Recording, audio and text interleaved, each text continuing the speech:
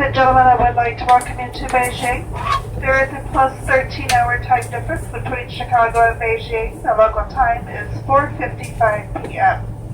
We'll be taxiing for a few more moments. Please remain in your seat with your seatbelt fastened until we park at the gate and the captain has turned off the fastened seatbelt sign.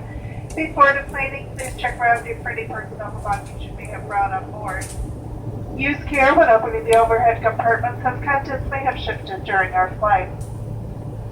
For those of you who do have connections out of here, if you'll listen for instructions when they open the door, there will be a customer service representative at the end of the jet bridge as you deplane with connection information.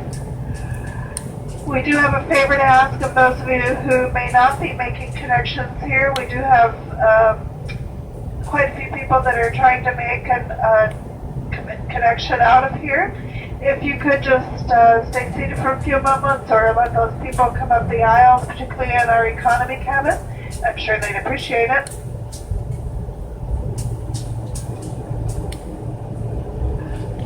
Also, as you heard the captain said that it's quite warm on the ground here.